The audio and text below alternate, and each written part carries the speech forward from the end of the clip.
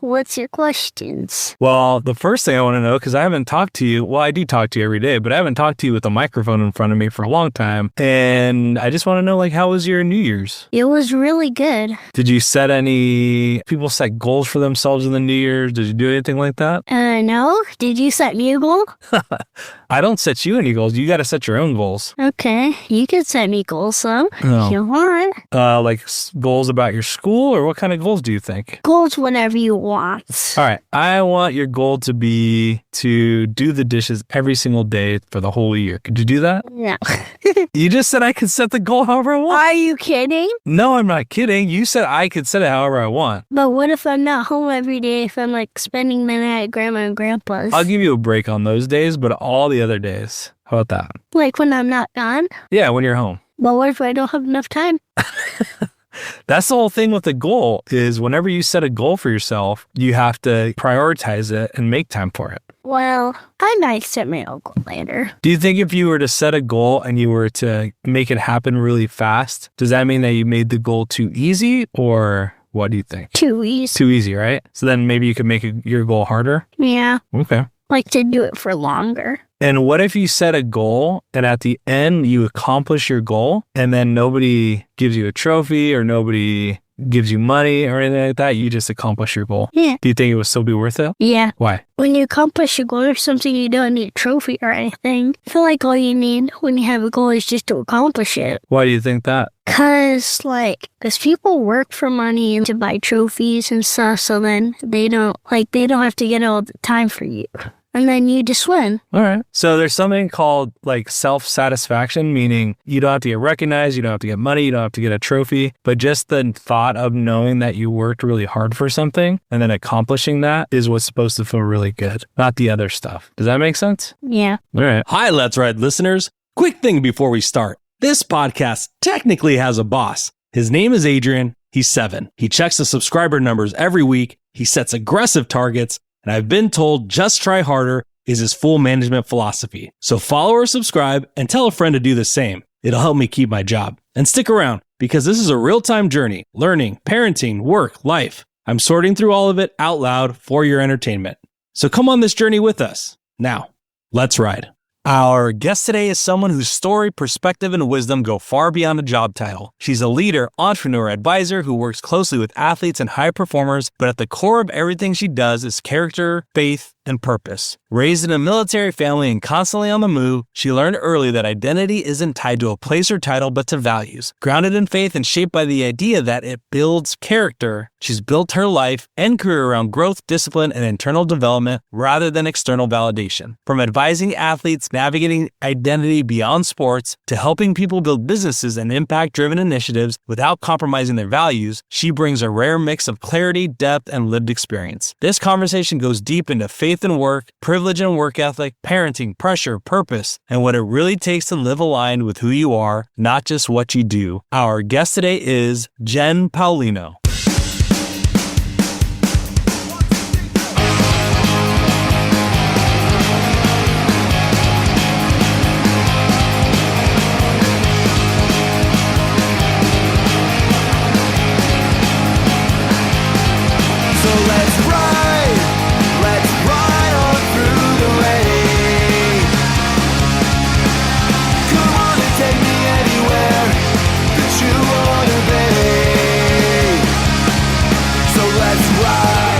Jen, I'm going to start with something that I saw as I was just scrolling through your LinkedIn that really, I was going through your professional history and your education, but there was something that really stuck with me that I want to start with that I think seems to shed some light on who you are as a person. So I won't read the whole thing, but it says, she's driven by her values of faith, accountability, integrity, temperament, and humility, and strives to do good works and help others elevate. She's also an open book who loves, and you talk about some things that you love. And then finally, which I really loved, is she welcomes anyone who wants to connect and chat with her. Well, Jen, I'm that anyone. So thank you for welcoming to connect with me today. I really appreciate it. Thank you for having me. I'm really excited about the heart behind this and just you deciding to do this to teach your kids different careers and to be able to show them something different, give them something to choose from. And so I think that's really beautiful. And that speaks a lot to where we see media going now, especially media geared towards kids, which is let's give them examples of what life really looks like. If you can just take us us all the way back and give us some perspective into who Jen was growing up and kind of some of the things that helped lay the foundation for who you are today? That's a very loaded question. So I'm going to kind of consult. I got all the time. Let's do it. Yeah.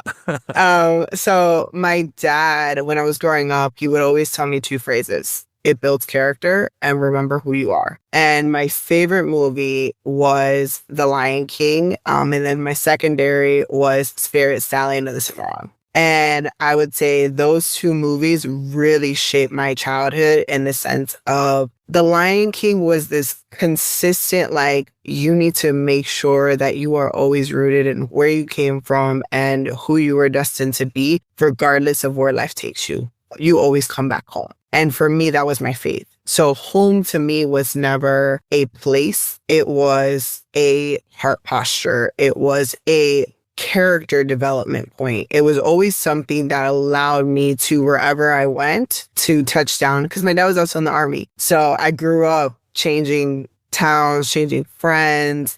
And then most of the people that were around us were in the military or they were athletes, baseball players, etc. And so people were always on the move. And so I never had this sense of like, this is my village and it looked the same year over year. It was always changing. And so I needed to anchor myself in something. And it was, this is who you are. Let's go back. You talk about loaded. There's so much in there that I got to go back and unpack. So let's do my best here. So let's go back and talk about, you mentioned two phrases that your dad said. Could you remind us of the first one? It builds character. It builds character. So how often, I mean, clearly it's resonated because now all these years later, it's something that still sticks with you. Is this like a daily like affirmation thing that you were hearing? Is it, how regular was it? And maybe just give us an example in which you would apply that phrase. Yeah. So I just finished my book not that long ago and I'm in the process of like editing it and refining it, but it's called It Builds Character. Okay. And the reason that I called it that is because I'm a big believer in the process. So I think a lot of people fail to be present and experience everything that's happening around them because they're always trying to strive for something, right? And so I mentioned I anchor myself in my faith, which is I follow Jesus. And in that, one of the things that the Bible teaches you is that the process is important. It also calls us to be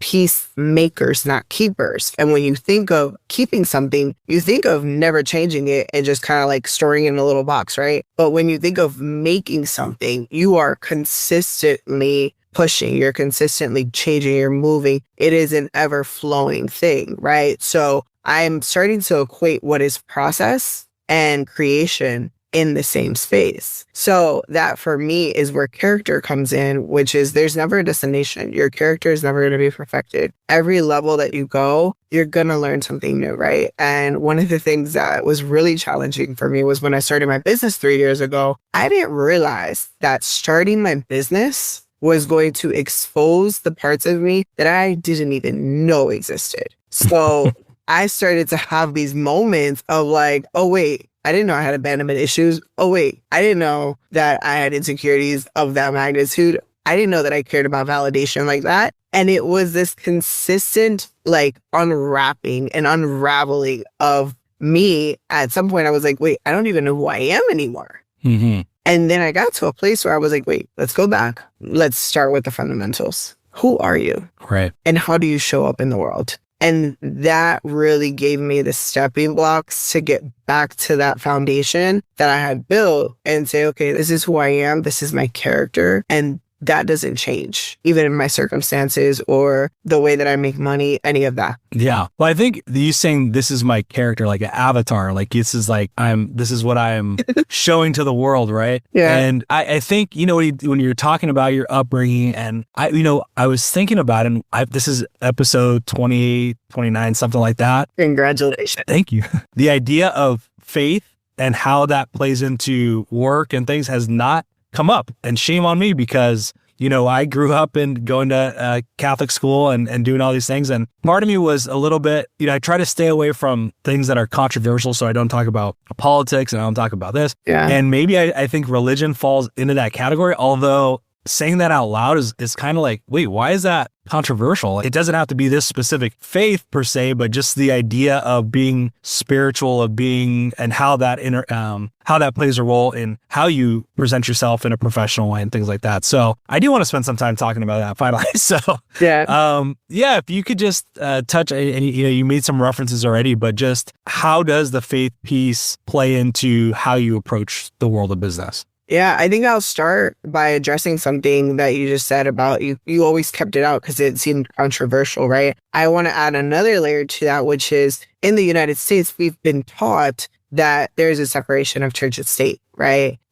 We've been taught that we separate certain things. So when you go to businesses, you typically don't see people approaching their faith outwardly, right? Because faith is associated with religion. And I think once we start to unpack the fact that religion and faith are not the same thing. Organized religion is structure. It's a way of worshiping and expressing your faith, but it's not your faith in its totality, because even within organized religion, people approach it differently, right? So there are multiple denominations of Christianity. And I think that's, if we can be more open and transparent about that, religion wouldn't be such a hot take everywhere. It would just be a conversation of how we worship something bigger than ourselves. Well, I think, so we decided to send our kids to a Catholic school as well. Part of it was just for the educational aspect, but also the religious component of it. And, just call myself out here, but we said, hey, we haven't been to church in a long time. So if we're going to, send our kids there, we better start showing up once in a while and at least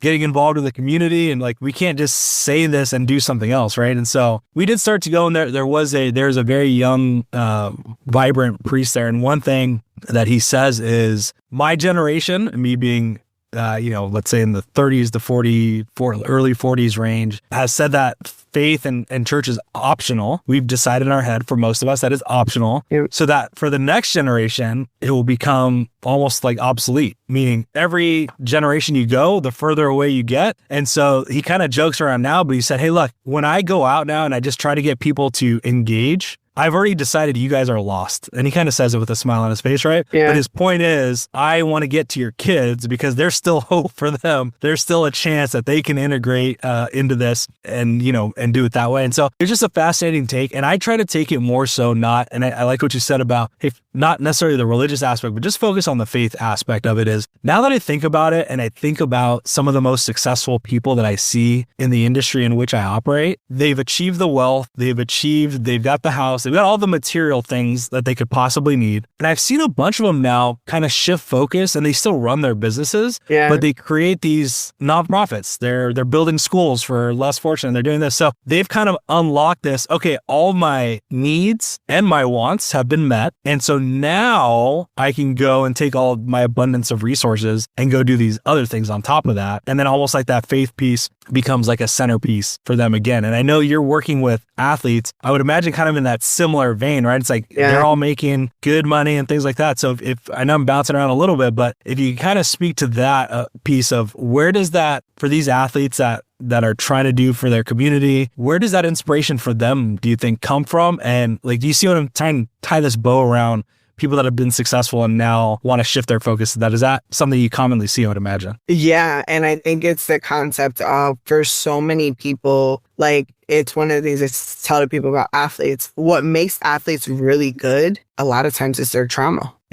That's the unfortunate piece. What makes them really good is the circumstances that they had to fight through in order to become as good as they are, right? So whether that was being in a really competitive environment or that was being in a very impoverished neighborhood, whatever the case may be, what ends up happening is that trauma, that lack, that scarcity, that need to survive and compete propels them to a place of unimaginable mental discipline in order to reach that goal. Once they get there, they realize, wait, that didn't heal my trauma. That didn't really fulfill what I thought was missing. And then they go on this search to do for the little version of them what they wish somebody would have done for the little version of them back then, Right. or fulfill a need that they see could propel somebody to get to where they are. But then you see the fact that it doesn't matter how many needs you fulfill for some people, they never actually reach what that pinnacle of success is for them because they didn't have that drive internally, that hunger, that desire to get somewhere, right? And so for some people, once they've reached that, they're like, okay, well, I got to keep going. I can't just stay here. And faith comes into play because they've seen that that something has to be driving them. And then you have the people that don't, which are the ones that you see that just kind of plateau. And then you never see or hear from them again. And you hear about the depression and the suicidal ideations and all of these things because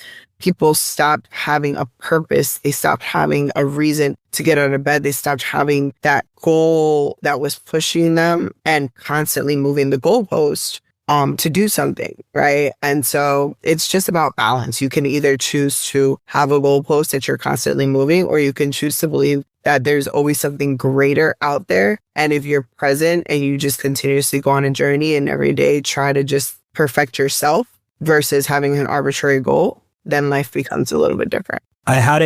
So my son's 7 years old and he obsessed with baseball, and just like every 7-year-old that plays baseball is right there, the idea there is, hey, I'm going to be a professional baseball player. And, in the back of my mind, and we did have a professional baseball player on here to tell us about just how low the odds are of that happening, not to discourage us, but just to put things in perspective and reality. And one thing he talked about several times was, here, these kids in the US, it's like I just told you, my kid goes to Catholic school. There's always food on his plate. He's always clothed. He's got, the equipment that he needs to be successful. And he's out there and, you do one extra practice and it's like, yeah, I'm working really hard. I'm working harder than everybody, right? I'm like, no, you're not.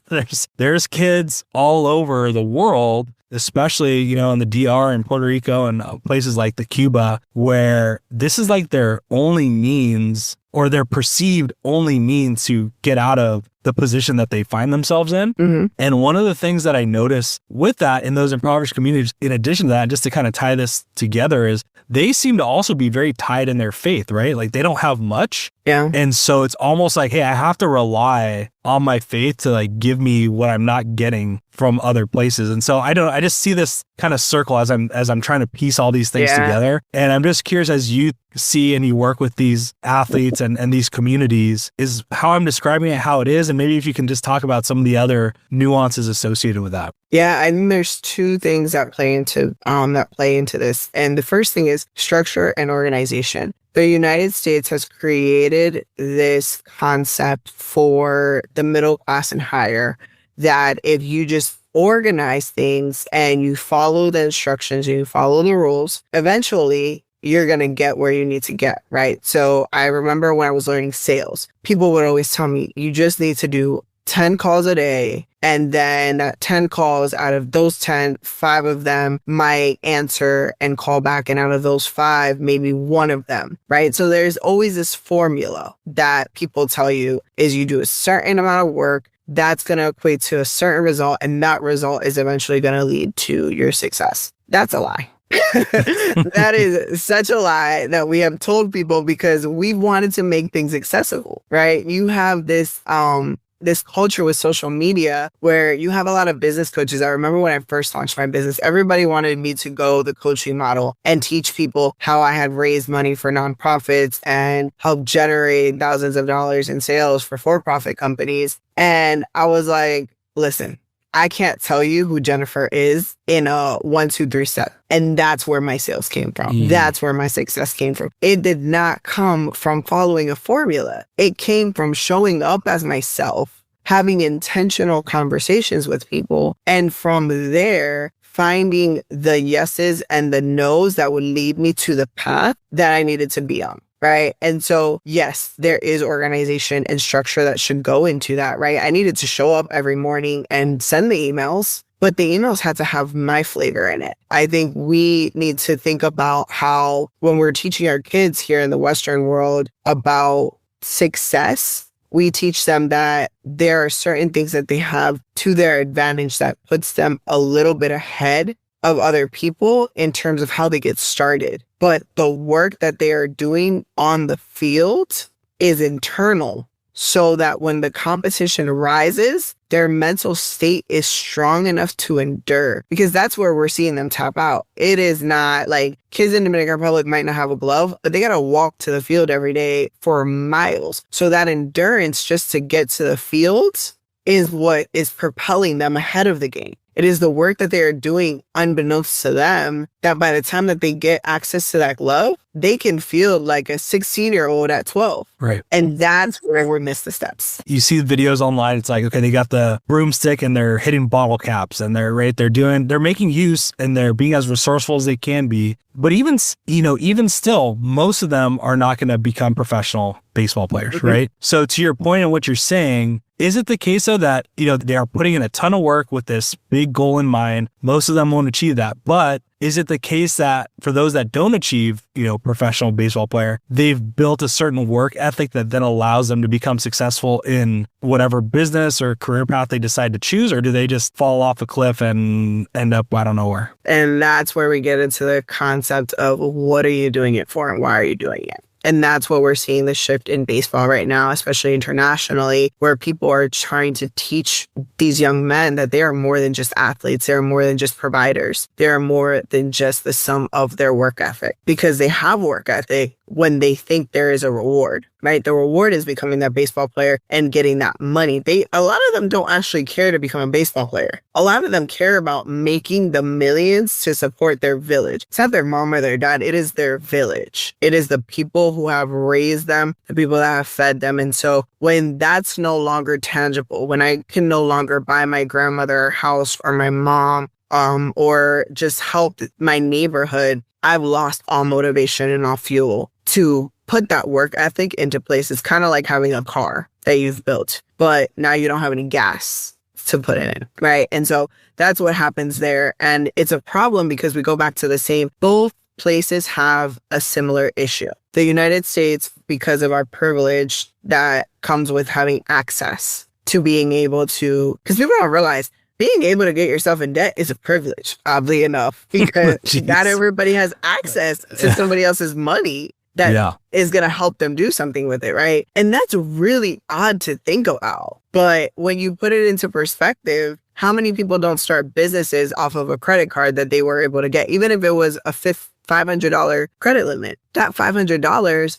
would have taken somebody in a different country that doesn't have as sophisticated of a banking system years to save up to start that business, right? That's a privilege in and of itself. So I'm curious, since you have this unique perspective where you lived it, like you were in another country, you kind of, both you have the US experience, you have the experience in the Dominican Republic. Like you said, they're at advantages in certain ways, the US is at advantages in certain ways. How do you think about, just for those that don't have family that live in a third world country, what are some ways that, hey, we really want our kids to have that sort of work ethic, but it's not realistic for me to go have my kid go spend a couple years in Mexico, for example, right?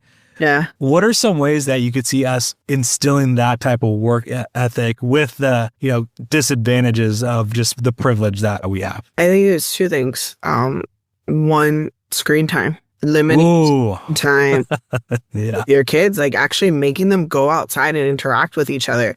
That human interaction, I've met so many kids that won't say hi to adults and won't say hi to other kids because they're not socialized in a way that really lets them see other humans as like tangible things. To them, it's like, you're not on the other side of a screen. Like, I don't know what to do with this. So I think just socializing them and getting them away from screen time and getting them into environments with other kids is helpful because they develop. It's like they've done studies on language where if you take small kids that are just learning how to speak and put them with kids that have already developed language, the younger child will develop language faster than if they don't have that child, because amongst themselves, they're able to say, oh, we're the same age. Like they have commonalities. And then the differences and different skill sets will help refine one another. It's kind of like saying when you're in business, one of the first things they teach you in mentorship is you want people that are 10 steps ahead of you in business to mentor you, and then 30, 40 steps ahead of you, because you're learning through being in that environment and that high pressure. The second thing is reward systems. Sorry, Jen, before we move on, I want to talk about this one because I think as my listeners hear that first one, it's going to be a trigger, right? And as you heard when you just said it, I was like, oh, hang on. First of all, it's super, super easy to put your kid in front of a screen. It works, like in the sense that you want them to stop yelling, screaming, kicking each other, destroying the house. It works. Like you can put them in front of there. They'll be quiet. They'll do, like you won't hear a peep. And it's so, you say the screen is addicting. It's addicting for the parents as well to get that calmness that is like coming from that screen as well. That being said, we try to be a little bit deliberate about how much time is given. We do it, but, so they have their time. Yeah. But when they break up, it's like, okay, guys, it's time to break up. And what always blows my mind is how creative that they can be to find entertainment for themselves. Yeah. So yesterday, for example, my son was in the garage. There was a box that I had from Costco. They put all your groceries in there. I had left the box there. He went in the front yard. He found a stick and he just starts beating the box like he's swinging a baseball bat. Yeah. But he's like whacking this box with the stick and he's having like the best time of his life. And that's like loud and it's like he's making a mess. I'm like, I don't care. Like it's like hilarious that he just like went out and he has all these other toys that we paid money for that he could go in his closet, go pick out, go do something. But what does he do? He goes outside, he plays with a stick and a box. And so as we were thinking about, Christmas coming up, we're like, hey, what do we get these kids? And we're almost joking, like literally, like let's go get them 5 cardboard boxes and like some duct tape and a Sharpie. Yeah. And just like leave it at that. Because these kids, they don't need the video games and all, like they're perfectly happy. And the more I thought about, growing up as well, it's like, yeah, you just would get really creative. And I think we have gotten away from that a little bit. And like I said, I don't blame people because it is super easy. But it is kind of amazing that if you just shut it off and let them run around, like they'll amaze you. That's what I've been finding lately. And I think also with the screen time, right? I think screens are amazing for communication, education, entertainment. I love, like my family has a regular movie night when we're all together. And my brother and I are grown and my dad started that. I'm 31 and my brother's 26. And since we were kids, my dad always had Sundays was movie day. So we would go to the movie theater. And then once Blockbuster became a thing, we would go to Blockbuster and we would pick 3 movies. And there was a Friday night movie, Saturday night movie, and Sunday night movie, right? And then Netflix became a thing. So then we started doing it there, right? So with the evolution of this tradition, we've evolved. And now my brother's married and him and his wife, when we're all together, she knows it's movie night. She knows when we are with my dad, it is movie night and we are sitting as a family doing this, right? And so I think screens can create a tradition to bring people together, to educate your kids and everything. I just think it's a matter of how you introduce them. So my brother had a Game Boy. We both had PSPs. We had Game Boys. We had literally every sort of handheld device you could imagine. And my brother was hyper. He was hyper child. But my parents found a way to organize the chaos, right? So for my brother, it's like he had limited screen time, but my brother had this little rug that had this track on it, like car track. So he would run his little Hot Wheels through it. So he didn't have like a whole Hot Wheels system. He ran it through the rug, right? And so they implemented things into his room that helped him be more entertained and added sensory to his environment. And I've been seeing a lot more parents do that, where they have like a room where they've built like some sort of jungle gym system for their kids, or they've put in toys that are more sensory focused. And I think if you can give your child a controlled environment, so maybe you don't have a whole room for the child, but maybe you have a space in your living room that you've designated that has a little table there with coloring and wall things. And like, that's their area to just do whatever they want. And you teach them discipline. And this is your area. You can do whatever you want in this little box, in this area. It creates this space where you have a little bit of control in the chaos when you pull them away from the screen. Okay. So we went off on something. I'm really glad we dove deeper into that. So number 2, you're getting into that. So number 1 is screen time. Number 2 was? The number 2 thing is the trophies and reward system. Is like, how do you add a reward system to your child that actually teaches them work ethic and not reward only? Because a lot of people, they reward the small wins, which I think is beautiful. It's encouraging, right? But what happens to just affirmation of the child that they're on the right path, right? We need to start thinking about the way that we engage because we're rewarding everything. We started at some point giving participation trophies out for low level effort. And so now people think that they've done one thing and all of a sudden they should be the best of the best because we've been rewarding all of these things. And I know all of these things are really hot takes, but I'm in the center of my brother and I, two different generations. And we're only 4 or 5 years apart. And I've watched the difference in the way that he approaches life and the way that I approach life. I was taught you didn't get a trophy for participation. You got a trophy because you were the best of the best and you worked towards it. He was taught you get a trophy for participation, right? And so his ability to endure mentally through challenges and obstacles is very different than mine. And he's having to relearn a lot of things that he thought was normal because everybody around him operated that way too, versus me. It was like, no, if you don't work, you don't get it. And I'm having to learn from him. It's like, trying is sufficient. You don't always have to kill yourself to get to the end. And so I think it's finding that balance between affirmation and pushing that you can really find the beauty in that. You don't have to be in a low income, impoverished neighborhood to try hard and drive, but you also don't need to ignore your privilege in order to get where you want to go. Yeah, I think that's fascinating. And, just I'm smiling over here because on the trophy thing, I was, pulling down some, the Christmas stuff so you can, go decorate and things like that. And my parents in the way back in their attic, I found boxes of trophies and they had my brother's box. It was full of trophies and I found 2 of mine. And I said, I'm going to bring these home. I think my kids will get a kick out of seeing these trophies from way back when. First thing I'm going to say is they don't make trophies like they used to, man. That thing was like a brick. That thing was like 10 pounds. It was like, I don't know, 2 feet tall. So the first thing my son's just like, wow, like what did you win? I'm like, this is actually a second place trophy.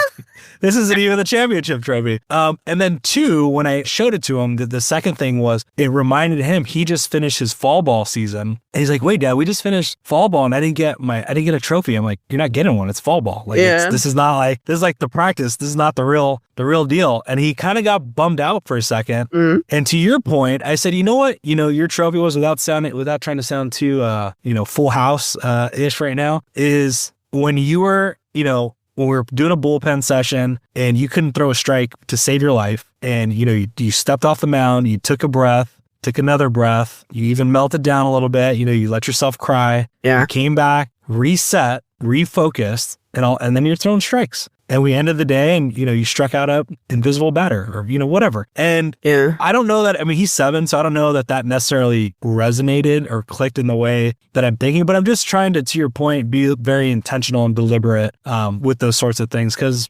I don't know. I don't know. So Jen, I want to call this out. And that is, you mentioned a few minutes ago that you're 31. I'm 40. The things that you're talking about, the concepts that you're talking about, I feel like I'm just now figuring out. So in the back of my mind, I'm thinking one of 2 things is true. Either 1, I'm like a super slow learner, or 2, you just have really figured out, the key to this stuff pretty early on in your career. I'm going to go with that. That it's the latter, not the former. Where does that come from? Where does that, I feel like you really got a lot of wisdom to share. Is that just from growing up? What is it? Because there's something there that I'm like, what the heck's going on here? Yeah. So it's 2 things. So 1, it goes back to faith, right? So for me, I spend a lot of time reading my Bible. I spend a lot of time sitting with God and analyzing myself. So I do a lot of reflection without external validation or external noise. I try to just sit down with God and journal and just allow there to be this development within self, right? Because I go back to my base, which is if we are, beings that are multi-layered, there's a specific word that is escaping me right now, but we are flesh, spirit, soul, mind, body, heart. All these things operate differently. My mind operates very different than my physical body. Sometimes you feel pain, like when you go to the gym. You go to the gym and you're working out. Your muscles might be fatigued, but your brain can tell you to keep going, right? Your heart might be in pain that day because you experience some sort of disappointment or loss. So these 3 things are doing something very different. And then there's something external to you up here somewhere that is just push a little bit more. And your brain is and then your body's And then your heart is like, this is healing something inside of me and I'm not sure. And then all of a sudden you leave the gym, your muscles are stronger, your heart is no longer in pain. Your mind is like, whoa, I didn't know we could do those things. And there's something above you that is like, I'm proud of you, right? Mm-hmm. And we don't stop long enough to experience all of that. And that's where being present is so important, because if we can just stop long enough, we're always trying to just, okay, I finished this, on to the next thing. I finished this, on to the next thing. And we teach kids that. We teach them, you finish a project, you start a new one. They don't get to celebrate. They don't get to enjoy. They don't get to reflect and look back. And so I think having that for me as a part of the development my dad gave me, which is, I'm not going to tell you what you did wrong. You need to figure it out. None of my teachers would tell me. And so I had to find a way to process all of that at a young age and be like, how are you going to show up? You're going to show up for each person individually? You're going to show up differently for every group? Or are you going to stop long enough, process who you are, how you want to show up, and regardless of what anybody thinks or feels, show up that way? And let me tell you, I learned a lot of really hard lessons, and I wasn't able to fit in a lot of places, but all of that helped me acquire a lot of the wisdom that I have now, because I didn't need anybody else's validation to learn the lesson. I didn't need to learn the lessons everybody else was learning, because I realized I was on my own journey. And the older the community around you, the more wisdom you acquire and the faster you acquire it. So I spent a lot of time with my grandfather, who passed away back in September of last year. And we would have coffee dates anytime I was in Dominican Republic. Every day we had our coffee date at 12. He did not drink coffee, but I did. So I would drink my coffee, he would drink his water, and I would talk to him about life, and he would give me his perspective. Same thing with my dad. I sit with my dad for hours on end, and I give him what I'm going through in life. I actually called him right before this, and I was like, Dad,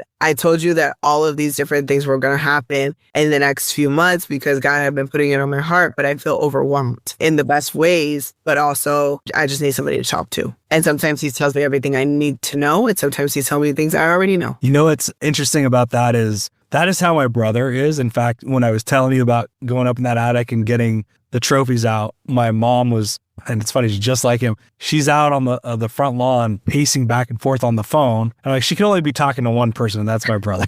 And sure enough, afterwards, that's what it was. And it got me thinking, though, that we are very different in that way. Yeah. Where I don't want help from anybody. Like, I want to figure it out on my own. Even if I'm going through some things, for the most part, I'm not going to open myself to anybody. Partially, it's like, am I being a little bit of a burden on them? Part of it could be like embarrassment. Part of it could be just like this perceived independence where I got to figure this out for myself and I don't want anybody's help. Yeah. And I think there's something to that. But at the same time, there are people out there that can help.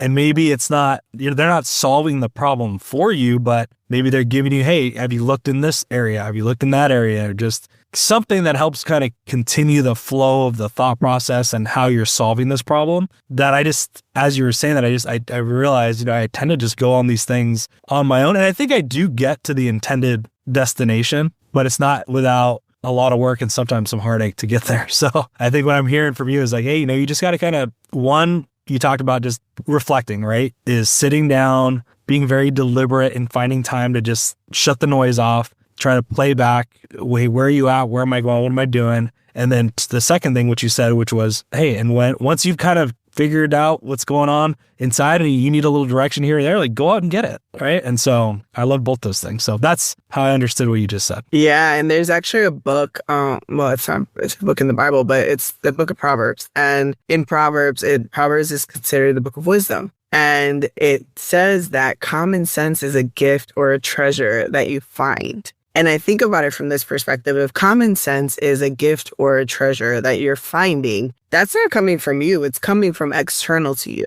And I think if we can think about wisdom, common sense, and these things that we think we should inherently just have as a gift or a treasure that we got to go out and seek, it'll take the pressure off of us having to always feel like we have to have all the answers. I'm going to go seek it. Because even when you do things on your own, you're having to figure it out. You're having to go seek. So why not seek in community? Why not seek with people who may be a few steps ahead of you? You might not take everything from them, but you garner what makes sense for you, and then you move on to the next person. And after a point in time, you'll have all of these different pieces that now make this beautiful piece of art that you wouldn't have otherwise had the colors to paint with. Because you didn't know that if you mixed this tone and this tone in the middle, you can now put a red, right? And so it's through that journey that you're really learning how to take different parts of people to create a masterpiece. So now you're going to take all this wisdom that you just shared with us, and you're off creating something of your own business. And so I'm just curious, and you know, what you're doing, you know, you're working with athletes and things like that. These are people that are very guarded, I would imagine. They've got people that have been coming out of the woodwork, asking them for this, that, and the other, money and status and houses and cars, and right. So there's probably this, I'm a little apprehensive when I meet people and guarded, and you're trying to go into that space and work with them, and you know, whether it's creating a business or creating a charity or something like that. So I want to end with just you talking about how you navigate exactly that, right? Which is like, hey, I kind of want something from you, but I also I'm going to give you something in return, or just kind of talking through, and just like not in a general sense, all of us, right? If we're creating businesses, if we're selling, we talk about this trust factor. So it's all kind of, there's that overarching theme, but just specific to what you're doing, I feel like you picked this industry where it's even harder because of what I just mentioned, right? So if you can just kind of like speak to that and how you overcome those obstacles. Rejection is not failure, it's redirection. And once you've gotten that down, everything else flows, right? So for me, every conversation I go into with an athlete, I don't care whether you want to work with me or not. And that sounds arrogant, but the reality is that if you want to work with me, is because we have a mutual platform to stand on. If you don't want to work with me, that's okay. I do want to know why. Right. So for some athletes, I will, I'll either have a conversation, or I'm able to kind of just self-reflect and be like, okay, this person and I just didn't align on this project or on these values or on this. And it helps inform my decision, right? It helps inform my direction. I've worked with athletes before where I'm like, I don't think that you respect women. Jen, I'm going to call it the book of Jen, because that's what I feel like what I just did for the last 55 minutes was just learn from the book of Jen. And so I know you've got the book coming out, and I'm sure it's going to have a lot of those types of anecdotes and things in it, and just really appreciate it. It's just really a pleasure to get to know you, and just like seriously the wisdom, like it's kind of blowing out of the screen. And I love it. So thank you for sharing with us, and really appreciate it. Thank you for having me. This has been awesome. And I love the conversation. It feels very organic and genuine. And I really pray that a lot of parents are able to hear your podcast in a way that will teach them from all the different people a way to help expose their children to something more than just what their environment tells them, right? Everybody's environment is the same. And so I pray that it continues to reach people, and that you are motivated by every speaker that comes on here. Thanks so much, Jen. Really appreciate it. Bye. Bye.